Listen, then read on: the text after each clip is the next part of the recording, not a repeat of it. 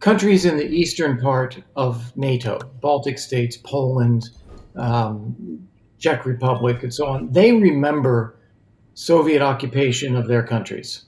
And in the case of the Baltic states, being even incorporated, annexed into the Soviet Union, which they did not want. So they are very, very concerned, and they see it as very real that if Russia is able to prevail in Ukraine, that they are at risk as well.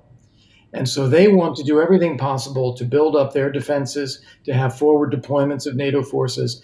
They are willing to spend more on defense themselves in order to deter Russia from thinking about attacks on those countries. That's part one.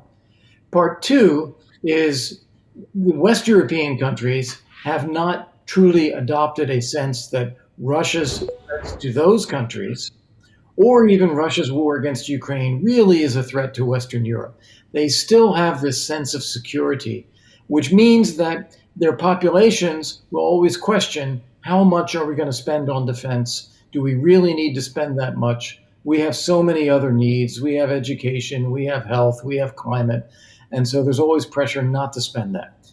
Fortunately, that has gotten better over the past 18 months because of Russia's war. They've seen that the dangers are there. They know they have to do more, but it is still a tension between that western part of the alliance and the central and eastern part of the alliance. But still, we talked about this with you before the war, I mean, the full-scale war, that these countries do understand because they have historical memory. And those countries that are far from the border of Ukraine are not in this contest.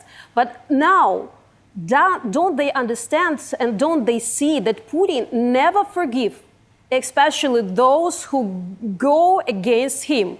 The countries of Western Europe provided military help, provided diplomatic help, provided financial help, and still doing this very, very active and saying the words about Putin, not so pleasant that he used to hear. So do they really believe that all of this, during all this year and a half, will be forgotten by Putin when the war stops and how the war stops? Yeah, I'm not sure they think that far ahead, to be honest. I think that they are looking at their short-term interests. They don't want to provoke Russia. They don't want to be in a conflict with Russia or with Putin. They want to see whether there's a way to reestablish peace. They don't have any control over what happens inside Russia. And I think they still believe in some respect that someday things are going to be normal again. You're going to have normal diplomatic relations. We may disagree with Russia, but we're going to have to live with them because they're there. I think that is just some of the attitude that's there. As I said, I think that this is rather short-sighted and not very strategic-minded.